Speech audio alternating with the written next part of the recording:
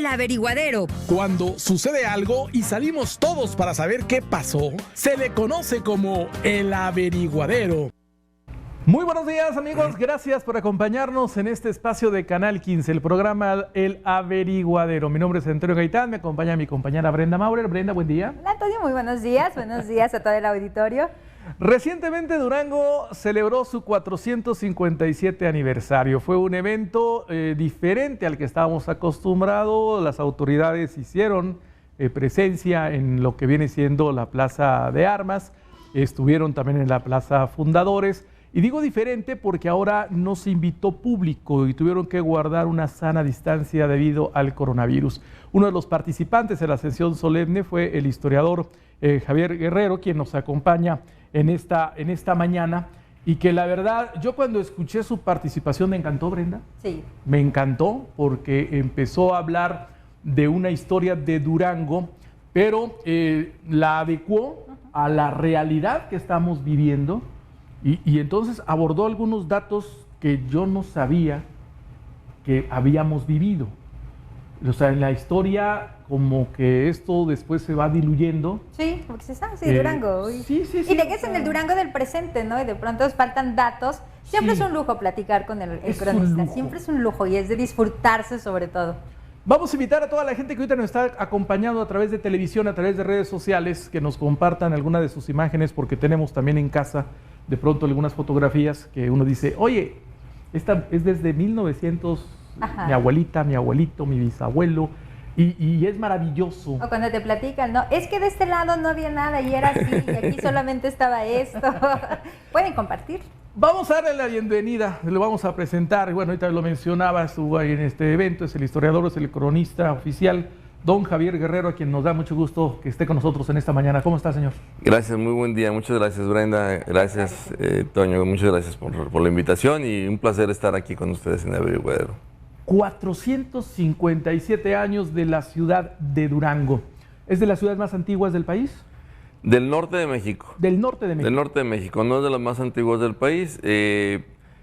Obviamente hay un conjunto de ciudades jóvenes en el país que pues, evidentemente tienen 150 o menos años, pero de las ciudades coloniales, Durango es de las últimas grandes ciudades que se construyeron y es prácticamente la última ciudad del norte de México, la última ciudad colonial del norte de México, aunque está la ciudad de Parral y la ciudad de Chihuahua, pero no alcanzaron en el periodo colonial la dimensión que tuvo la ciudad de Durango. Entonces la ciudad de Durango pues es la ciudad propiamente hecho en el sentido estricto de la palabra ciudad, que en la época colonial consolidó prácticamente el norte de México. Se le llamó en algún tiempo la Atenas del Norte, ¿no? Porque aquí se concentraba la actividad educativa de todo el norte de la Nueva España.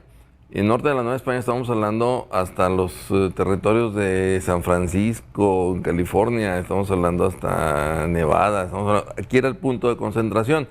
De hecho, muchos personajes importantes de la historia de México, de la historia de los Estados Unidos, estudiaron en el Seminario de Durango o en el Colegio de Durango, que provenían de Sonora, provenían de los Estados Unidos, de Nuevo México, de Texas, de toda esta región, porque era el punto atractivo, porque aquí estaba el gran colegio de la Compañía de Jesús, que era el último gran colegio que tenía la compañía hacia el norte. O sea, aquí se formaban intelectuales, una intelectualidad muy sólida. Vale. Y pues eso le hizo que se le llamara en la época colonial como la Atenas de la Nueva España. La Atenas de la Nueva España. Así es. ¿Qué influencia tiene Durango? ¿Porque es netamente español o finalmente hubo otra injerencia en las culturas que fueron dando esta forma a Durango? Mira, el caso particular de Durango y del norte de la Nueva Vizcaya en particular, o en general mejor dicho, es diferente al proceso de conquista que ocurrió en el centro de la República. Luego traté de explicar muy rápidamente porque es un tema muy complejo. En el centro de la República, cuando llegan los españoles, lo voy a decir de una manera muy simplista, porque fue mucho más complejo, llegan y encuentran una sociedad sedentaria, es decir, pueblos establecidos en villas, pueblos, ciudades, de acuerdo a la concepción de la época o de la dimensión de la población. Es decir, era gente o poblaciones que estaban acostumbrados a vivir en población. Y esto significa, pues, reunidos en un mismo espacio. Ajá. En el norte eran nómadas y seminómadas. Eso significa, pues, que no tenían un punto fijo de residencia. Sí. Iban y venían conforme estaba la posibilidad de la alimentación. En el centro de la República, hábilmente los españoles se dan cuenta de esta estructura social que funcionaba, una estructura social en la que el agricultor, el campesino, le aportaba a los que vivían en la ciudad, los artesanos que vivían en la ciudad y producían los productos de consumo, pues le aportaban una clase una clase burocrática que funcionaba hasta los gobernantes. Entonces los españoles lo que hicieron fue sustituir la cúpula de esa pirámide de funcionamiento social, y todo el sistema tributario siguió funcionando. Entonces el proceso de conquista del centro fue muy rápido porque nada más fue suplantar la base, la punta de la pirámide. Ajá. Y todo el sistema económico siguió funcionando. Lo digo de una manera muy simplista porque hubo muchos problemas, pero eso fue lo que pasó. En el norte no había una cúpula que sustituir porque los grupos indígenas que vivían en la región estaban organizados en clanes y cada clan tenía un jefe. Tenía una pequeña cúpula cada clan y cada clan estaba enfrentado con el clan del vecino y con el clan del otro lado. Entonces eran grupos guerreros, muy guerreros, que estaban acostumbrados a pelear por la supervivencia entre unos y otros, entre ellos mismos. Y llegan los españoles, se establecen aquí y no hay un sistema que sustituir. Entonces lo que hacen es que llegan, se establecen, y para poder establecer pueblos, en el caso particular de Durango, traen poblaciones indígenas del centro de la República para que los apoyen, poblaciones indígenas que ya eran sedentarias para que les apoyen en la formación de pueblos. Y entonces aquí en Durango llegan los españoles, sí, junto con los frailes, que regularmente eran españoles, aunque había algunos italianos, vienen acompañados de indígenas tlaxcaltecas, mexicas y tarascos. Trasladan pueblos desde allá hasta acá para poder sustituir a los pueblos indígenas locales. Ajá. Y se inicia un proceso de evangelización de los pueblos nativos, pero son pueblos, pues, que las mismas crónicas hablan que los juntaban un día para bautizarlos y el día siguiente ya no había nadie, se habían ido todos. Era su naturaleza, eran pueblos nómadas, pero también esta misma naturaleza de ser pueblos guerreros permanentemente estuvieron asediando a los invasores, que eran los españoles que se habían establecido aquí, y eso provocó que, mientras en el centro de la República la guerra propiamente dicho de conquista duró escasos 15, 20 años, en el norte, en la Nueva Vizcaya, la guerra de conquista duró casi 2 siglos y medio. Y entonces eso formó sociedades completamente diferentes. ¿Por qué? Porque nuestra sociedad fue una sociedad alejada, hay que decirlo, soy muy duro, pero hay que decirlo, de los pueblos originarios. Los pueblos indígenas que se trajeron fueron pueblos que los trajeron para la servidumbre de los españoles. Los implantaron. Los implantaron, pero para la servidumbre de ellos. Y para el trabajo duro trajeron esclavos negros.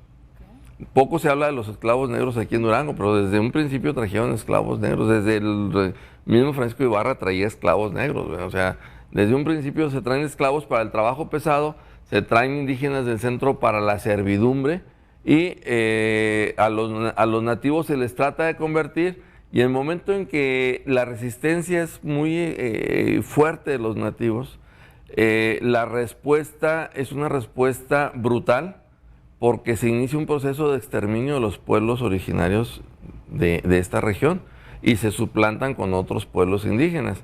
Y en ese proceso de extinción, porque fue un proceso de extinción, pues se hizo que los pueblos que estaban aquí, en los valles, sobre todo en las zonas mineras, que eran las zonas de interés de los españoles, fueran desplazados a zonas donde no había interés económico de los españoles. Los tepehuanos, tenemos, para mucha gente le suena inverosímil que tengamos un municipio que se llame Tepehuanes en el norte del estado y el pueblo tepehuano está en el sur. Lo que pasa es que los tepehuanes vivían de aquí hasta el municipio de Tepehuanes y fueron expulsados, fueron exterminados, y los que sobrevivieron fueron expulsados. ¿Y a dónde fueron expulsados? Pues a las barrancas del sur, donde no había ningún interés económico para los españoles, a las barrancas del norte. Hay algunos pueblos tepehuanos en las barrancas del norte, que ahora se conocen como tepehuanos del norte, y estos entran en conflicto con los rarámuris, que son desplazados igualmente hacia las barrancas. No eran pueblos de las barrancas, se les obligó a vivir en las zonas donde no había ningún interés económico, y eso le permitió entonces a los españoles poder desarrollar sus poblaciones. Aquí va el tema de una controversia posiblemente ideológica. Entonces, cuando celebramos el 457 aniversario, pero cuando hablamos de un exterminio de nuestros pueblos originales, ¿es válido entonces decir celebramos? Porque luego hay gente que dice, oiga, es que no tenemos nada que celebrar, vinieron extranjeros, nos masacraron. Es una ciudad de no duranguenses, o sea, fundaron una ciudad de no duranguenses. Acabaron con lo que había antes aquí. ¿Es válido entonces usar la palabra celebrar? En tanto de festejar, y pues sería complicado decirlo que sí, porque efectivamente pues hubo un exterminio. O sea, no podemos entender el proceso de la conquista de ningún pueblo sin las masacres, sin la parte violenta. Aquí hubo un exterminio. O sea, eso es una cuestión que hay que reconocer, que hubo un exterminio. Pero también hay que reconocer que la sociedad que formamos, de la que somos producto, no tiene nada que ver con los pueblos originarios de aquí, a diferencia del centro de la República. En el centro de la República se produjo un proceso de formación social que se conoce como el indomestizaje.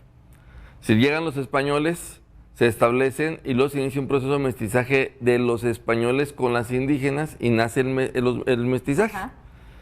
O con los o con las indígenas, tampoco era nomás de hombres y mujeres, sino era de hombres españoles y mujeres indígenas, era igual en los dos sentidos, en las dos direcciones en cuanto a géneros. Pero se forma un mestizaje. En el norte no se forma un indomestizaje. Es decir, en el sur se le llama indomestizaje, en el norte no se forma un indomestizaje. ¿Por qué? Porque no había indígenas con quien mestizarse. Porque los indígenas nativos eran enemigos, estaban en confrontación. Y los que se traían, pues eran servidumbre, y aunque sí había un mestizaje con los indígenas que venían del centro de la República, no era la preferencia de los europeos que llegaron aquí. Los europeos prefirieron un mestizaje con los mestizos que venían del centro, porque también vinieron mestizos del centro. Y entonces en el norte se forma lo que conocemos como el euromestizaje. Ok. Ahorita vamos a ir si esta conquista fue religiosa o fue económica, pero... O hasta de ser romantizado también, porque ahorita dices, ¡ay, qué bonita la ciudad! Es una leyenda negra esa. De pronto cuando tocas el tema religioso, algunas voces defienden a esta conquista religiosa porque dicen es que había salvajes, que incluso eran caníbales. Aquí hablaban de caníbales. Sí, había canibalismo.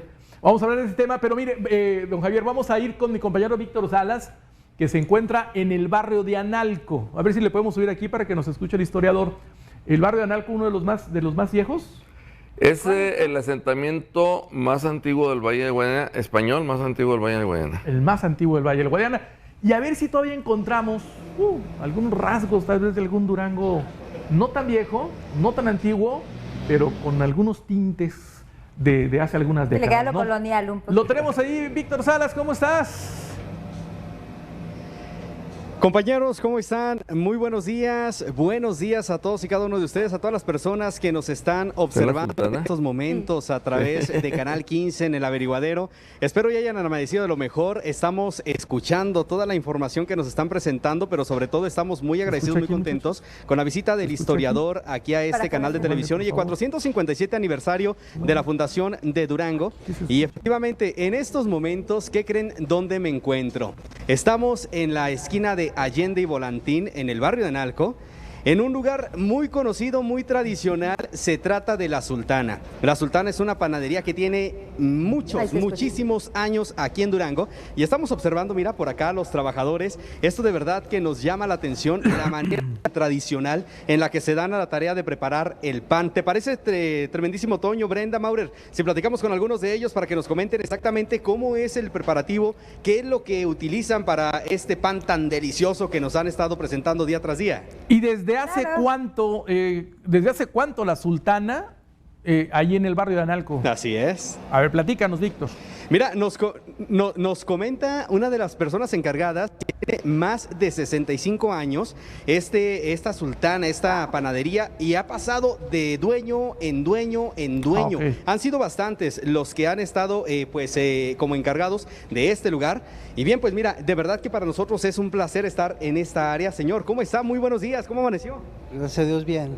Gracias. ¿Cómo es que prepara el pan? Platíquenos, por favor, lo tradicional, ¿qué tipo de ingredientes se utiliza? Es harina de trigo natural, es huevo, agua, levadura, sal y azúcar, grasa vegetal. Sí, es 100% natural, no tiene conservadores, no tiene nada, es 100% tradicional. El único lugar que utiliza este tipo de ingredientes, la tradición al 1000%. Sí, le puedo asegurar que sí, es de lo más tradicional que hay aquí. Me comentaba usted, mi amigo, hace un momento que tiene 30 años trabajando en este lugar. ¿Usted ha visto pasar propietario tras propietario? Yo he trabajado todo siempre con ellos ya tienen, pero yo tengo 30 años. 30 añotes. 30 años aquí. ¿Lo han tratado muy bien? Gracias a Dios, sí. Aquí estamos muy a gusto, muy contentos, haciendo lo que más nos gusta, el trabajo, el pan de cada día para toda la gente. ¿Y hay mucha venta? Sí tenemos, gracias a Dios, sí tenemos nuestra Volantín venta, de leyendas también, ¿verdad? El otro día probamos, vamos a acercarnos acá con este amigo, el otro día probamos un cortadillo delicioso, en serio que no tienen idea. Tremendísima, Brenda, no me dejarás mentir, ese cortadillo que llevaron allá a la oficina, de verdad que me encantó, tenía años que no probaba. ¿Eres fan de los cortadillos? Yo soy fan de los cortadillos de la Sultana, ¿cómo no? Óyeme, un día lluvioso, sin un café y un cortadillo, ¿qué te digo? Oye, exactamente. Oye, y sobre todo, bueno, disfrutando con leche bronca, con leche naturalita, acá bien rico, ¿no? Un cortadillo y sobre todo, mira, también con piloncillo. La cuestión es que hay que rescatar nuestras tradiciones, hay que disfrutar, hay que sentirnos orgullosos de nuestro querido Durango. Mi amigo, ¿cómo amaneció? Muy buenos días. Muy bien, buenos días. ¿Cómo se llama usted?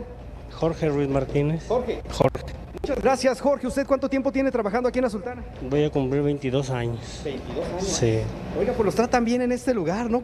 Han aguantado muchísimo tiempo. No, pues es que lo que dice mi compañero nos gusta y hacemos nuestro trabao. O sea que tienen la receta secreta ustedes aquí en la preparación de los panes. Sí, realmente sí. ¿Qué hace? Platíquenos, por favor, ¿cómo lo prepara? ¿Eso que está haciendo qué es? Es pan de dulce, se llaman piñas, aquellas, estas son caracoles. Sí. Y es la misma pieza de la concha, pues. Son las conchas, pero en otra forma. ¿En otra forma? Sí, en otra figura, pues. Oiga, ¿y cómo se vende? ¿Cuánto se vende? Cuéntenos diariamente, o cómo le hacen, a dónde se distribuye, porque la Sultana, pues, es una tradición aquí en Durango y en varias partes del... Es que se vende aquí en el despacho. Hay mucho despacho y el señor, el entregador. Pero más bien aquí es el despacho, es el que se vende porque la gente ya sabe y viene aquí más seguido. ¿Se siente orgulloso, mi amigo, de formar parte de este negocio? Es como una familia que tenemos ya, Sí. ya somos varios. Muy bien. Tenemos muchos años y... Sobre todo rescatar las tradiciones, eso es fundamental. Sí, de hecho, se sigue lo mismo, la misma idea, todo lo mismo, el pan, todo igual. Sí. Sí, Toño, Brenda, ¿alguna Bien. pregunta que tienen ustedes allá en el estudio? Agradecerte, Víctor, y ahorita nos lanzamos contigo desde algún punto del Durango antiguo, por favor, porque nos habían dicho que en ese barrio de Analco todavía pasa la leche bronca, Sí, todavía pasa el afilador, Ajá. no sé si Así pase es. todavía el aguamiel. Así es. ¿verdad? Y decíamos de Y las calles de leyendas, las justamente calles de Volantín. leyendas. Bueno, ahorita nos enlazamos de nuevo contigo. Gracias, Víctor. Vamos a ir a buscar, precisamente, vamos a recorrer las calles en este barrio de Analco, ¿te parece? Gracias, Víctor. Bueno, ahí está la panadería La Sultana como un punto de referencia donde todavía se maneja un pan un tanto tradicional. En un barrio icónico de Durango. En un barrio icónico y bueno, nos decían ahí uno de los propietarios de La Sultana, cuando vamos a comprar cortadillos, ¿verdad? Que todavía pasa la leche bronca, que todavía pasa el afilador. Yo tengo oportunidad de verlos todavía por ahí. Se me hizo rarísimo. Sobrevive que todavía dijeran esos eso. oficios. El aguamiel a veces. El aguamiel. A veces escucho yo por ahí a los Ya muy aguamieleros. poco, ¿no? Y los neveros también. Sí, Los neveros. es poco, pero todavía son oficios que permanecen y que es más común verlos en los barrios tradicionales por una razón muy sencilla. El consumo de estos productos son consumos que están más vinculados a la memoria del corazón. Están más vinculados a A lo sentimental. A lo sentimental, y son los barrios más antiguos de la ciudad. También no solo más antiguos en cuanto a población, sino son sitios donde viven personas de más edad. Y entonces siempre hay esa evocación a estos productos de la niñez con las que se creció, ¿verdad? Y siempre, bueno, lo que nos tocó escuchar la musiquita del nevero, sí, pues la escuchamos ahorita y la reconocemos inmediatamente, ¿no? Y a veces hasta se nos alegra el corazón por disfrutar alguna nieve de garrafa, ¿no? Pero ese es una de las razones por la que prevalecen ahí, porque estos oficios evidentemente pues necesitan el consumo de sus productos para poder sobrevivir. Yo no me quiero imaginar un afilador en un fraccionamiento nuevo, claro, pues nadie le va a hacer caso, claro, nadie le va a comprar sus servicios. Un afilador en un barrio antiguo de la ciudad, donde todavía sale la abuelita, donde todavía sale la mamá que le afilen sus cuchillos, es más normal que eso suceda. Un joven ya no tiene filo y desecha el cuchillo. Sí, es más fácil comprar uno nuevo, no más barato, sino más fácil, claro, desecharlo que afilarlo, que reemplazarlo que afilarlo, ¿no? Entonces, eso es parte de la permanencia de estos oficios. Estos oficios lamentablemente pues van poco a poco desapareciendo, porque pues van dejándose de consumir los productos que hacen. Lo mencionamos antes de entrar al programa, de una manera incidental, la herrería. Sí. Sí, o sea, la mayoría de los trabajos de herrería actualmente son de soldadura, sí, ya no son de forja. La herrería de forja es muy poco, ya en muy pocos lugares en Durango encuentro una herrería de forja. ¿Por qué? Pues porque no se consume, no hay quien consuma la herrería de forja, porque es más barata la herrería de soldadura, ¿no? Hay oficios que ya desaparecieron, ¿no? Sí, que antes, claro, eran muy normales. Sí. Ya prácticamente desaparecieron una cantidad muy importante de oficios, pero bueno, todavía hay estas evocaciones, y yo insisto que son parte de esa memoria colectiva, esa memoria de corazón, esas evocaciones a esos oficios que todavía prevalecen, ¿no? Y ese es el barrio, pues, el más antiguo de la ciudad, indiscutiblemente. Como barrio no, como población sí. Como población. Ahorita mencionaba justamente, decía, si vamos a un nuevo fraccionamiento, ¿hasta dónde esta modernidad ha desplazado a Durango, al Durango antiguo, o hasta dónde está condicionado el Durango antiguo, lo colonial, la historia? ¿Y se ha perdido, no se ha perdido, o incluso se ha invadido, la modernidad ha invadido a estos lugares históricos? No, es que es parte del proceso natural de crecimiento de una población. No podemos tenerla como pieza de museo, como pieza de laboratorio. O sea, aquí no le toquen, no le muevan. No, o sea, la ciudad tiene que mostrar su evolución. Yo siempre me he opuesto a los procesos de maquillaje de la ciudad. O sea, la ciudad hay que rescatarla, sí, hay que mantenerla, hay que restaurarla, pero hay que dejarla que se le vea el tiempo. No se trata de estirar las arrugas y que no se vea, que se le vea el tiempo que ha pasado, y ese tiempo se lo ves en la arquitectura, justamente en la arquitectura. Un centro histórico que no tenga arquitectura moderna, pues nos deja ver una ciudad falsa, porque es como que no hay arquitectura moderna, ¿verdad? O sea, ¿en qué momento del tiempo se detuvo esta ciudad y esta ciudad no se ha detenido? Okay. La arquitectura es un reflejo justamente de esas arrugas del tiempo de las ciudades, ¿verdad? Obviamente, eso ya sigue a lo mejor muy raro, pero la arquitectura moderna en una ciudad antigua, pues habla de que es una ciudad que está viva. Si es una ciudad que la quieres tener así incólume, pues no muestra eso. Ahora, ¿qué es lo que sucede? Cuando tienes un centro patrimonial, un centro histórico patrimonial con un valor importante, en el que ya ha habido intervenciones de todo tipo, buenas y malas, sí, y demás, bueno, lo que tienes que hacer es conservarlo, y al momento en que lo conservas, lo que provocas es que lo nuevo se empiece a construir fuera y empiece a hacerse hacia el exterior de la propia población. Ahora, el centro histórico la dinámica propia de la población es natural que la familia, pues, se casa uno, y normalmente pues uno tiene que buscar una casa donde vivir. Y en esa normalidad de buscar una casa donde vivir, y siendo ya más, pues normalmente te va saliendo del centro histórico.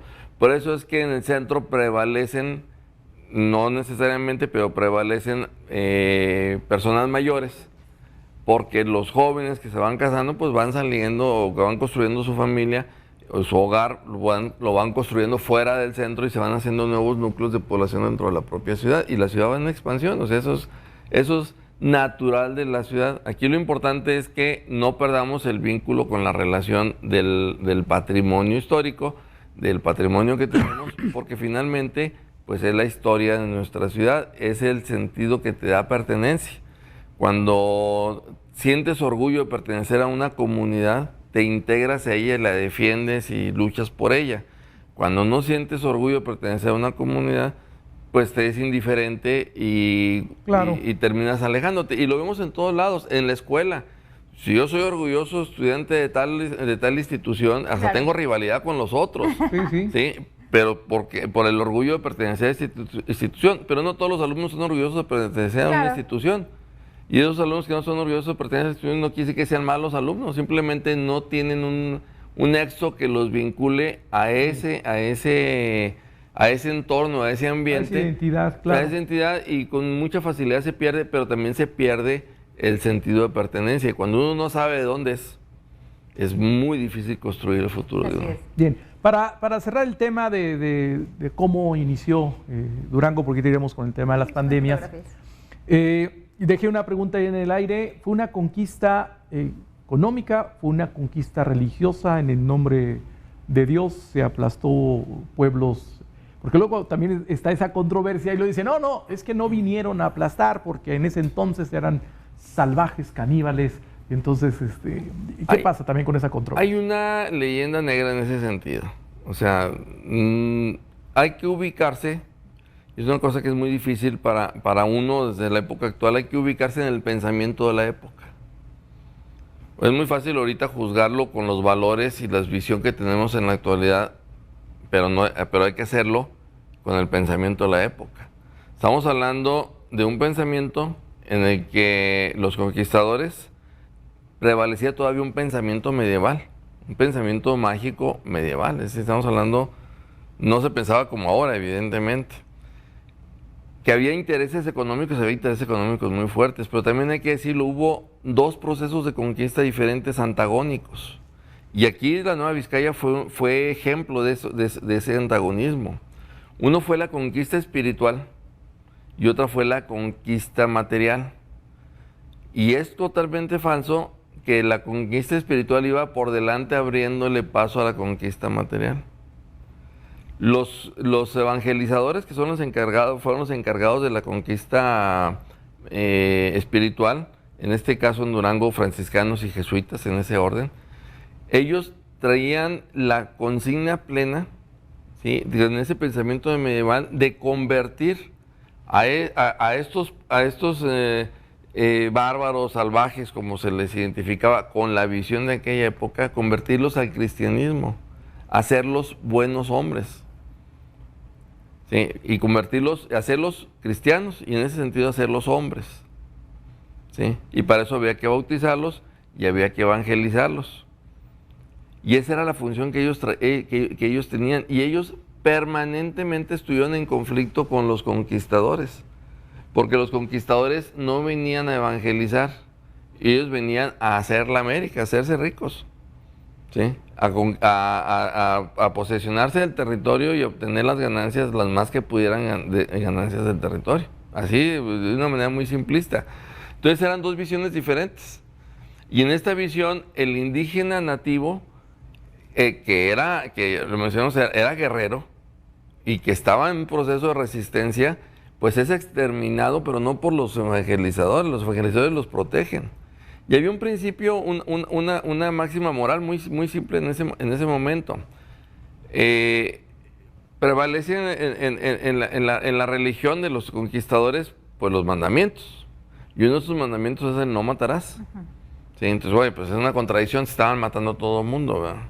¿Sí? No, es que no estaban matando seres humanos. ¿Por qué? Porque la categoría moral que en aquella época se le daba a los no bautizados era de semi-humanos. No habían alcanzado todavía la condición de humanos. ¿Sí? No eran animales, pero no eran humanos. Entonces no estabas matando a un hombre. no prevalecía eso. Por eso la urgencia de los franciscanos y los jesuitas de bautizar gente. Porque en el momento en que los bautizaban, pues los hacían hijos de la iglesia y en ese momento eran humanos. El problema es que pues no traían el acta de bautizo así cargando a la mano, entonces pues eres o no eres. Entonces todo el proceso, los 2 primeros siglos, fue un enfrentamiento constante entre los religiosos y los españoles por la forma del trato de los indígenas. Los jesuitas y los franciscanos estuvieron permanentemente defendiendo a los indígenas porque la visión de ellos era hacerlos cristianos, ¿sí? Y hacerlos hijos de la iglesia. Nada más, esa era su tarea. Pero implicando un enfrentamiento con los españoles. Entonces, ¿qué hicieron los franciscanos y los jesuitas? Los franciscanos, por ejemplo, ¿cómo le hacemos para que no maten a esta población? Voy a usar una palabra que no es la correcta, pero vamos a hacerlos útiles a los servicios de los españoles. No solo hay que bautizarlos, hay que enseñarles agricultura. Eran seminómadas, no sabían agricultura. Hay que enseñarles agricultura, hay que enseñarles carpintería, hay que enseñarles herrería, plomería, hay que enseñarles los diferentes oficios que puedan darle un valor adicional, no solo el de ser bautizado, sino darle un valor adicional para, estando tan escasa la mano de obra y tan cara, pues no se les ocurra a ellos exterminarlos. ¿Sí? Estoy diciendo de una manera muy simplista, pero así nacen las escuelas de artes y oficios, la primera que se hace aquí en Durango en 1565, 2 años después de fundar la ciudad, en lo que va a ser el convento de San Antonio. Entonces, así empieza esta idea. Y por otro lado, los jesuitas lo que hacen es enseñarle a los indígenas a producir bienes que sean de interés de los españoles para que les puedan intercambiar bienes y puedan comprar bienes. Entonces hacen unas comunidades diferentes donde ellos producen algún artículo, claro, cueros o lo que sea para el consumo de los españoles, para evitar que los exterminen. Pero también la naturaleza guerrera de los indígenas y la invasión, pues los tenían en confrontación, y los españoles militares pues no estaban, ahora sí que desde donde se aplicaba el primero matas y después viriguas, ¿verdad? O sea, no estaban, los veían como enemigos. Es que eran pueblos guerreros, y algunos sí eran de ese salvajismo, el tema del canibalismo.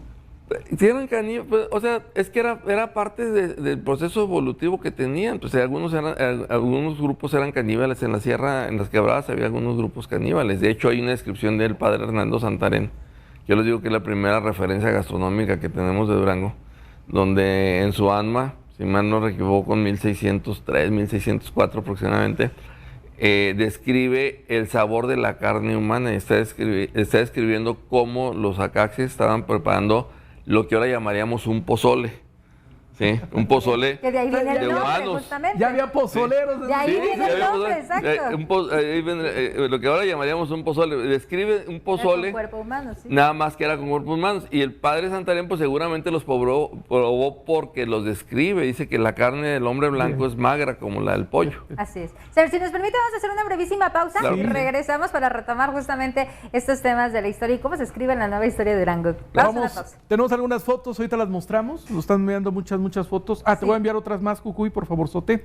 Y ahorita regresamos ya con el tema más actual y vamos a abordar el excelente discurso que realizó el historiador Javier Guerrero durante la sesión solemne del 457 aniversario. Hablaremos de la pandemia, más bien de las pandemias. Así es. Porque vaya que también tenemos una historia que hemos logrado salir adelante. Después de la pausa.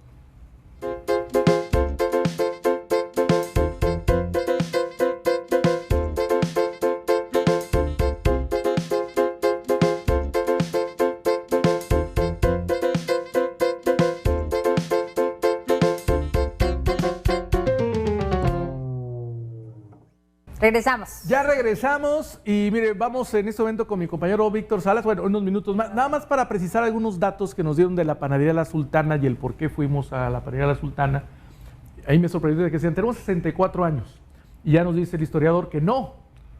Sí, no, la panadería tiene más de 100 años. Más de 100 años. Más de 100 años. Y nos decía, siempre ha sido panadería. Siempre ha sido panadería. Es una panadería que la caracteriza justamente, pues que sigue la técnica artesanal de hacer pan. Sí.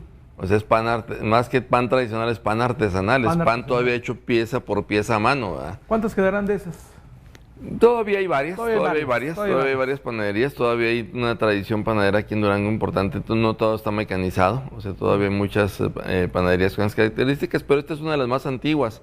Y no solo eso, sino que además ahí en ese lugar nació uno de los pintores más importantes que ha tenido Durango, poco conocido aquí, que fue Horacio Rentería Rocha. Y bueno, Horacio desde la infancia señala la panadería de sus papás, la panadería La Sultana, en esa casa. Horacio Rentería debió haber nacido, si no me equivoco, en 1896, 97. 1896. Entonces estamos hablando de más de 100 años. Más de 100 años. Más de 100 años. Vamos con Víctor, estamos listos para hacer otro enlace con Víctor. ¿Dónde te encuentras?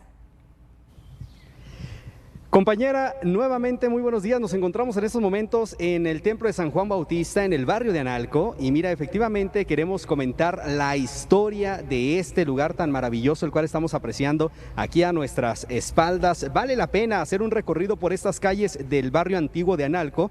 Es que se conserva como testimonio de haber sido aquí donde se fundó el primer pueblo de indios de Durango. Estamos hablando en 1558, 5 años antes de la fundación de la ciudad. Construido en el siglo XIX, su torre neogótica, fachada e interiores son una evidencia más del talento artístico del escultor Benigno Montoya. Hay que mencionar que este conserva un reloj que antiguamente estuvo en la catedral y una cruz atrial donde se dice que están enterrados los restos de Fray Diego de la Cadena, el misionero fundador. Aquí es importante mencionar que también se encontrará la Virgen de Loreto en la antigua ermita que aún existe, en un hermoso altar de cantera. Mira, hablamos, Brenda, de que en 1558 los franciscanos establecieron una pequeña misión para poder congregar a los indios mexicanos, michoacanos y tonaltecas, fundando así la población de San Juan Bautista de Analco, separada de la futura villa de Guadiana por medio del cauce de la Acequia Grande.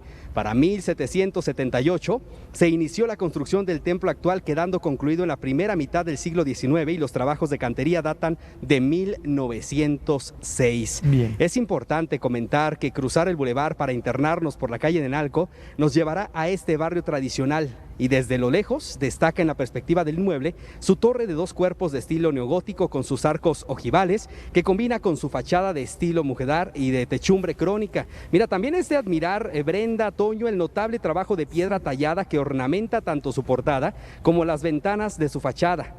Es importante decir que este lugar está espectacular. Retablos neoclásicos de buena hechura se alojan en los muros interiores de este templo, cuyo altar principal presidió por la imagen de San Juan Bautista y se ve cobijado por un sobrio ciprés de estilo neoclásico también. Sobre el crucero de la derecha se accede a la capilla de la Virgen de Loreto a través de una elegante portada de 3 arcos y frontón triangular ubicada en otro hermoso altar neoclásico. La torre y esta capilla son obras del notable cantero Benigno Montoya. Este significativo inmueble está ligado estrechamente con la fundación de la Nueva Vizcaya, al ser el primer lugar de culto que tuvo la ciudad duranguense, representando el corazón del barrio de Analco, el más antiguo definitivamente de la urbe. Aquí está, mira, estamos nosotros haciendo este recorrido tan importante, de verdad que vale la pena conocer el barrio de Analco. Muy bien, muchas gracias. Gracias, Víctor. Gracias, Víctor Salas, desde el barrio de Analco.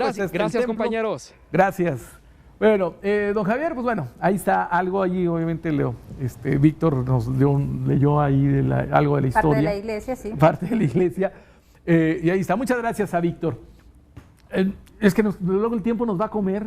Sí, porque hay mucho que comentar de Durango. Es que hay mucho. Ahorita se vino a la mente cuando se intubó la Acequia Grande, que hablaban de un escenario de justicia social histórica, que porque había una división del rico y el pobre en aquellos tiempos, y de aquel lado vivía del indio y de este lado vivía el español, o sea, pero bueno, ya se nos va el tiempo y yo quisiera mejor abordar. Es que, pues, oye, es mucho que hablar de Durango, 457 años. Muchísimos años. Así es. Pero bueno, para hablar de lo que estamos viviendo, en su discurso, en la sesión solemne, usted habló de al menos casi 20 pandemias, poco más de 20 pandemias que ha enfrentado el pueblo de Durango en su historia, y hoy estamos viviendo una que es el coronavirus. ¿Qué hemos enfrentado en el pasado similar, menos grave o más grave? Sí, ¿cuál ha sido la más letal, no? ¿Cuál ha sido? Bueno, la más grave, hay 3 epidemias que han ocurrido aquí en la ciudad que han sido hasta la fecha más graves que la de coronavirus. Esperamos que no rebase la de coronavirus a estas 3 epidemias.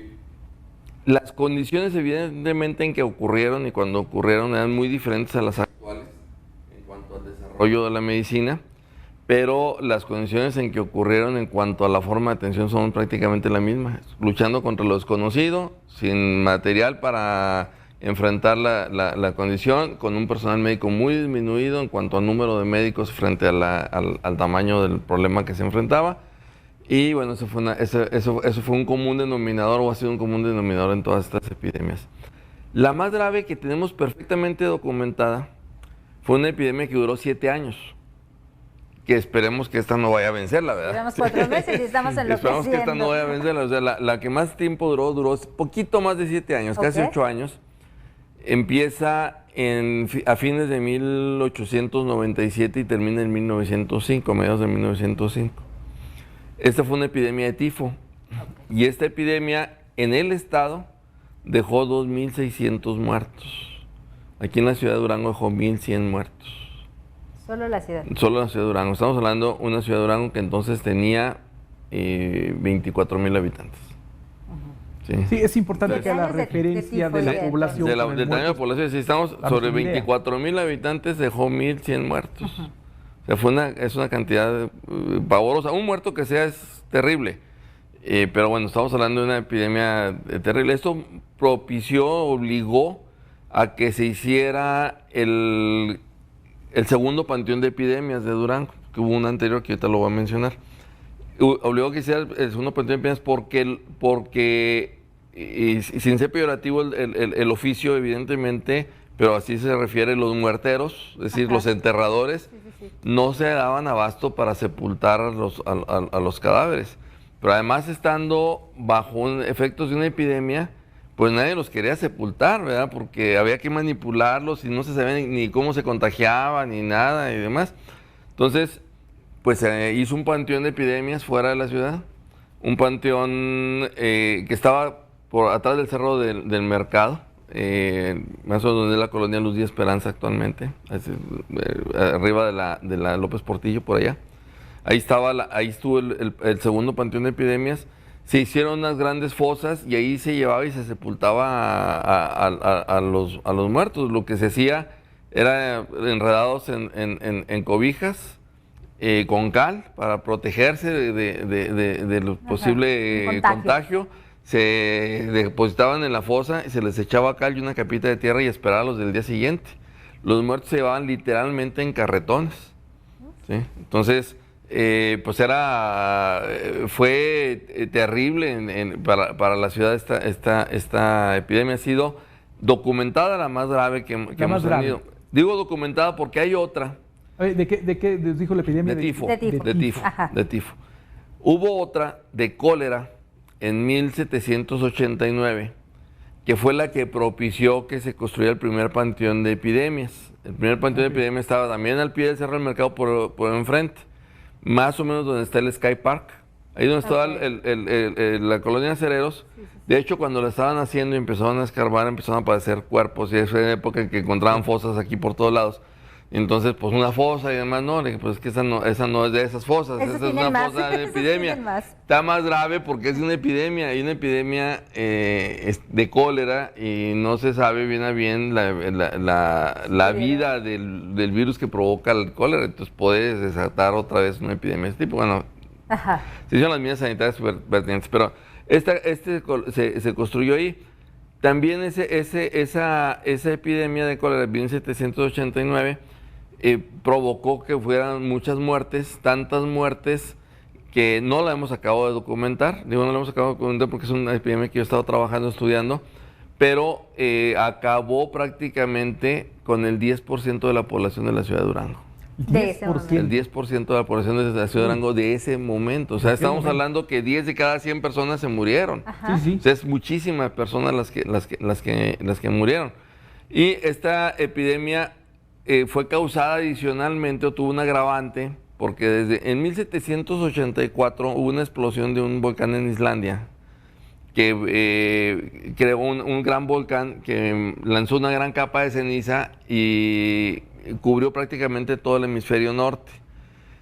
No tanto es que permaneciera esa capa de ceniza y estuviera, de hecho los geólogos han encontrado aquí parte de esa ceniza del volcán de Islandia.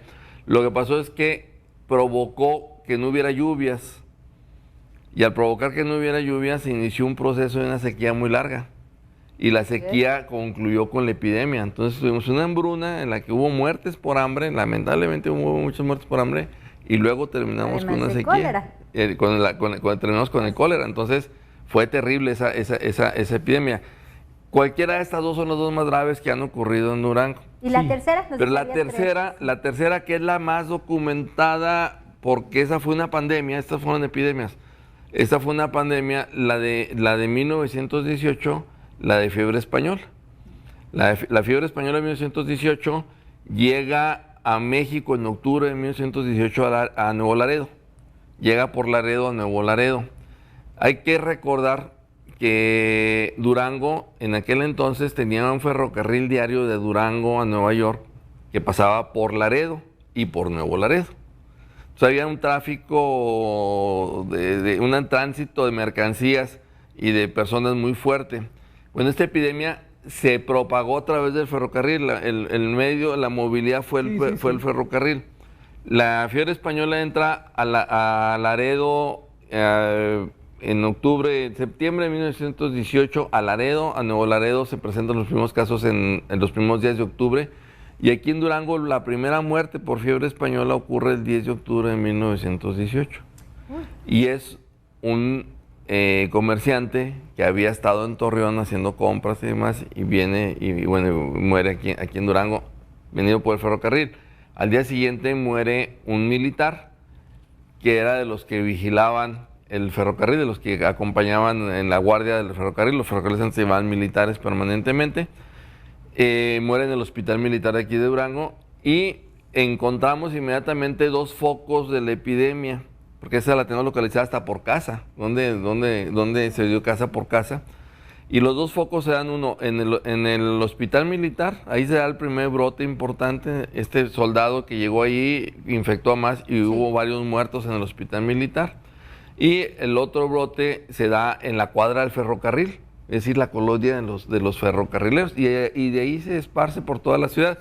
Esta epidemia duró 3 meses, nada más duró 3 meses aquí en Durango, y causó en la ciudad de Durango 448 muertos en 3 meses.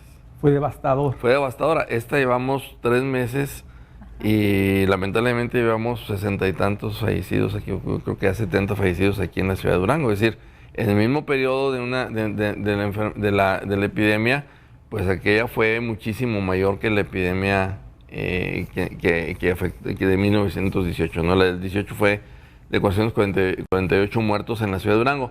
Y la menciono porque son parientes la epidemia de influenza española, de fiebre española, con la de coronavirus. Las dos son influencias finalmente. Son un comportamiento muy similar. Son primas hermanas las dos epidemias, vamos a decirlo así. Como la misma raíz. Sí, más o menos, sí. Mencionaba usted en su discurso cómo en esta también pandemia hubo duranguenses, personal médico, que también le hizo frente. Claro. En todos los casos ha habido, mira, hay un elemento, y es a lo que yo apelé un poco en esta intervención que tuve el día 8 de julio. De las epidemias las conocemos porque las hemos estudiado. Sabemos cómo se atendieron, cómo se enfrentaron, pero no sabemos el detalle de quiénes la enfrentaron. Te voy a decir, la de 1789, todos los médicos, absolutamente todos los médicos que viven en Durango murieron. Todos. Todos. Ah, caray. ¿Eran más o menos cuántos? Sí. 4. ¿Cuatro Había médicos? doctores y los cuatro murieron. Los 4 murieron, y los 4 murieron luchando contra la epidemia. Ahorita el COVID nos ha quitado a 3 médicos en Durango. Pero en esos cuatro médicos, estás hablando de los médicos, pero murieron los enfermeros, murieron los asistentes, murió el farmacéutico, prácticamente se murió todo el personal del hospital. Sí. Y no sabemos cómo se llamaban. Cierto. No, ni siquiera sabía yo que se habían... No sabemos cómo, o sea, no sabemos quiénes fueron los que en la línea de batalla trataron de detenerla. Van a decir, pues no la detuvieron porque se murieron. pero la contuvieron. Sí, la enfrentaron. La enfrentaron y la lograron contener, hicieron lo que pudieron y la lograron contener. ¿Se limitó sola la epidemia? Pues sí, se limitó sola porque ya no hubo más esfuerzos que hacer. En la epidemia de 1918, en la de fiebre española, sabemos cuando menos del director del Hospital Civil. El director del Hospital Civil murió en la epidemia. El director del Hospital Militar murió en la epidemia. Es decir, las dos cabezas, vamos a decirlo, de los dos hospitales que había murieron en la epidemia. Y murió otro personal que no sabemos, otros médicos que no sabemos y otro personal que no sabemos. Pero sabemos, por ejemplo, que murió la enfermera asistente y el ayudante del doctor Carlos León de la Peña, que lo conocemos porque hay una calle que lleva su nombre. Además, a lo mejor no sabemos qué hizo, pero hay una calle que conocemos que lleva su nombre. Bueno, el doctor Carlos León de la Peña, que además fue uno de los descubridores del suero antialacránico, fue los que enfrentó la epidemia de 1918. En esta epidemia de 1918, muere el personal de asistencia de él lo relata, y lleva a su hija para que le ayude, y la hija también muere. El doctor Jesús San Martín, pasa lo mismo, muere el personal de asistencia de él, y se lleva a su hermana, y la hermana también muere. Es decir, murieron gentes, conocemos pocos nombres de los médicos y los asistentes que enfrentaron las epidemias. Sí, que se sacrificaron. Que se sacrificaron. Para hacer frente. Se sacrificaron porque igual que ahora no sabías qué es la causa, cómo se cura, cómo se atiende. ¿Cómo reacciona? Nada. Y hicieron lo que tenían que hacer, aislar a los pacientes, desinfectar el entorno donde se encontraban, desinfectar sus productos de uso y demás. Y las lograron contener las epidemias. La fiebre española en Durango duró poco tiempo gracias a los médicos, que supieron qué hacer y cómo hacerlo, aunque se murieron 2 y se murieron varios de los asistentes. Entonces lo que ahora planteamos es que esta epidemia, o sea, no lo merecieron en el pasado, no lo merecen en este momento, que queden en el anonimato quienes están en la frente de batalla luchando por la salud tuya, la mía, la de todos nosotros. Porque están luchando por la salud de nosotros, aunque nosotros no estemos enfermos en este momento. Ellos están luchando para evitar que nos enfermemos y que quien se enferme, tratar de atenderlo lo mejor posible en una enfermedad en la que no hay cura y que no sabes cómo tratarla. Es ayudarle al paciente a salir adelante, y cuando está en condiciones críticas ayudarle, soy muy triste, pero ayudarle a bien morir. Así es. ¿Sí? Y en ese ayudarle bien morir han muerto algunos, se han enfermado varios. No sabemos cuántos vayan a morir, no sabemos cuántos, pero que lo están haciendo y que están al frente. Está bien, la ley de datos personales te prohíbe mencionar los nombres y todo lo que tú quieres y demás. Sí. Pero en el histórico sí deben quedar en esta nueva historia de Durango. Pero es injusto dejarlos en el anonimato. O sea, es una injusticia total dejarlos en el anonimato. No es una actitud de agradecimiento de nosotros, de los ciudadanos, de la ciudad hacia ellos. Por eso yo propuse que se construyera un memorial, un lugar donde después de que pase la epidemia se inscriban los nombres, no un monumento y todo, un memorial, un lugar donde público, céntrico de la ciudad, donde permanentemente reconozcamos a esos héroes, porque esos sí son héroes.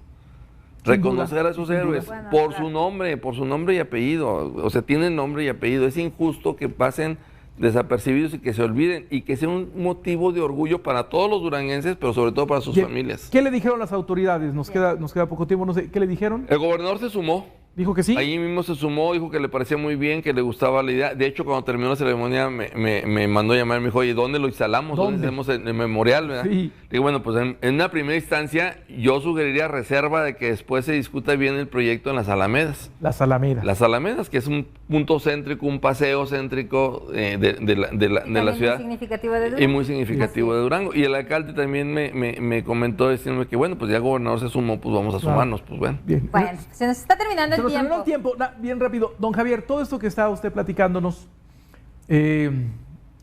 yo tengo 48 años, y toda esta información no la conocía. O sea, yo me refiero a mí como duranguense, sí, claro, como persona nacido aquí, nunca me he ido. Y dices, ¿y yo por qué no lo sé? Y así yo creo que están muchos duranguenses. ¿Dónde está toda esta información? ¿Hay libros? ¿Por qué no hay más libros? ¿Qué pasa? Sí hay libros, no está toda la información obviamente, sí hay libros, hay un mal sistema de difusión del libro, de la divulgación del libro, hay que decirlo, algunos están agotados. Por ejemplo, del trabajo de la historia de las epidemias, el licenciado Antonio Arreola Valenzuela hizo un estudio sobre las epidemias en la época colonial aquí en Durango, y yo hice un estudio sobre las epidemias en el siglo XIX, a fines del siglo XIX, que los dos libros están agotados. Okay. Entonces, hay que ¿Y no multiplicarlos. hay manera de reeditar? pues yo encantado, pero no hay editores, no hay quien quiera editarlo. ¿Y los Debe entrar el fondos del sistema Congreso, educativo. de otros Debe espacios? entrar. Pues sí, lo que pasa es que, bueno, ojalá y se difunda, están en las bibliotecas, eso sí, yo he estado viendo y he aprovechado de alguna manera estos momentos para ir digitalizando algunos de mis libros, pues, para ponerlos cuando menos a vía digital a disposición de la gente. Sí hay estudios, afortunadamente vemos varios historiadores que estamos trabajando permanentemente aquí en Durango. Okay. No hay una buena divulgación de lo que hacemos, eso también es cierto. Y también hay que decirlo que se consume muy rápido lo que producimos.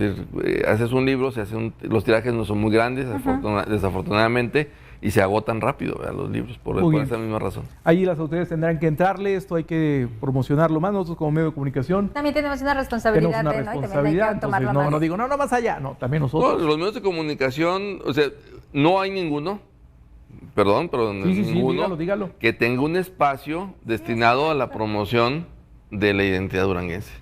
Bien. Y esa identidad sea, ni siquiera que tú tenga una cápsula. A veces pasan imágenes y demás, pero una cápsula en la que te sientes y digas, a ver, vamos a ver esto, 5 minutos, Hoy 10 voy a minutos. conocer esto de Hoy voy a Durango. conocer esto de Durango. No lo hay ningún Así que ahí tenemos una tarea interesante. Ahí tenemos entonces. una tarea y yo espero que esta sea la piedra de un proyecto muy grande. Así ¿verdad? es. A mí me Ojalá encantó que el sí, programa. ojalá que sí. Le agradecemos mucho. Me quedan muchas preguntas. A mí también me quedan muchas preguntas pues en eso la te digo, cabeza, pero bueno. Nos esperamos quedamos en poder- 1563. Imagínense nada más, si nos falta el nuevo siglo para Durango y Claro, cómo vamos. claro. Entonces, ojalá que nos pueda acompañar en otro momento. Cuando me inviten, y podamos con mucho continuar gusto. con esta charla. Muchísimas gracias. Con mucho gusto, Brenda, con Un mucho placer, gusto. les dije, siempre es un placer platicar con don Javier Guerrero. Sí. Muchísimas gracias al historiador Javier Guerrero Romero por estar con nosotros en esta mañana. Y bueno, fue un programa del Averiguadero muy padre. Claro, conociendo nuestro Durango. Uy, tanto Que celebramos. Sí, porque estaba uno así, no sabía, y Así no es. sabía. Y tú nomás dices, la feria, No es el me aniversario de la digas ciudad. eso. La feria. No, es muchísimo más que eso. Vámonos pues, gracias. Gracias, muy buen, que tengan un excelente fin de semana.